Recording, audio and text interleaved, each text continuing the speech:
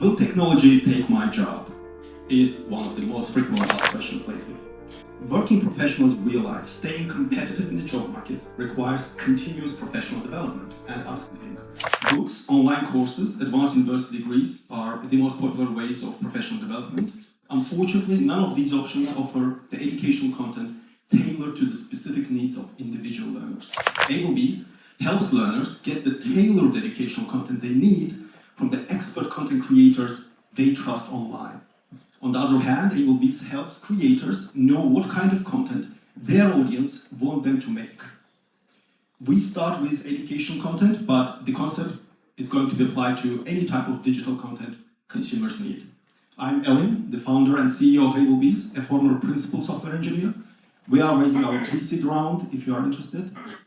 As a software engineer, I've built the minimum viable product. It is live. We have 26 experts from YouTube content creators and some learners already on the platform. I've been cold emailing people and getting 45% conversion rate from the people that I personally chat with. But now I need some money to invest into marketing and to fully invite a bit more engineers to help me out to build more features, which we'll start getting from our already using platform users. So basically mainly marketing and expanding our team. What kind of education? International or specific area, age? So basically, yeah, good question. I'm 33 years old. I've been 10 years in the industry as a software engineer. So people like me who are already in the industry, so they don't have time or resources to go and take like online courses or advanced university degrees. So they have specific questions to specific experts that they know online. So if someone makes a course on Coursera or on other platforms, and I follow them, I have a specific question for them to make a specific piece of content, I need a way to incentivize them to make that piece of content. But I cannot do it just by myself. With the help of ABLEBEES, we bring together like-minded learners who want the same piece of content from the same expert online, so that they come together, they raise some funds, and hopefully incentivize the creator to make that piece of content. That might be a YouTube video, that might be a blog post, that might be a completely new course if there's a huge demand, that might be an online book, whatever the piece of content the content creator is known for, that's going to be what people ask on ABLEBEES. Other platform where people follow you and they like what you do, what kind of content you make, and they want to ask you to write an article on a particular topic or to make a video on a particular topic. Instead of randomly commenting, emailing, messaging you, direct messaging you, or most people don't even write because they can't be bothered because they don't know whether their request will reach to you and whether you will actually fulfill. With ABLEBEES, we make it more streamlined so that like-minded people come together and the expert knows how many people want him to make that piece of content and how much those people are willing to pay for that content. And if it is a happy ending for both sides, then new advanced level, more niche content will start existing in the market, hopefully.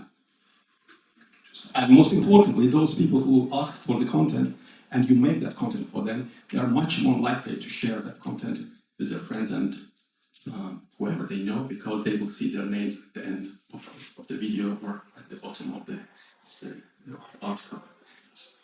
From a learning perspective, how do you aim to combat the rise in a lot of Gen AI generated learning content? I understand that you have experts, there's probably a big pool, but what's to stop that expert from just generating a lot of AI content for themselves and then just sending that to those users? Actually, we don't control how experts deliver the content, and we trust that people follow some content creators, experts on other platforms, so they trust their expertise.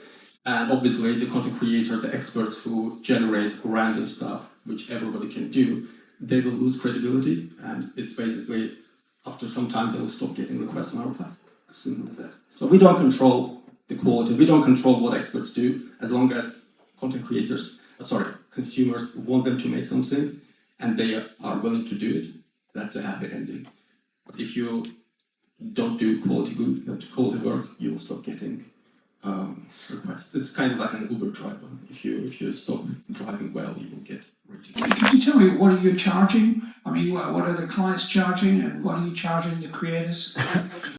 We are charging. So basically, our business model, as the ones of Kickstarter where people raise like crowdfunding platforms. So we take percentage of the funds raised for a successful petition. So basically, people start a petition, they raise some funds. Each person who signs the petition pledges whatever amount they are willing to pay for the resultant content. And if the content creator accepts and makes the content, and then gets the money from our platform, we take the percentage out of that, which is 10%. Yeah, but what percentage you take? 10%. What, sorry? 10%. Oh, 10%. Yes. What sort of numbers are people getting for this service? Your creators?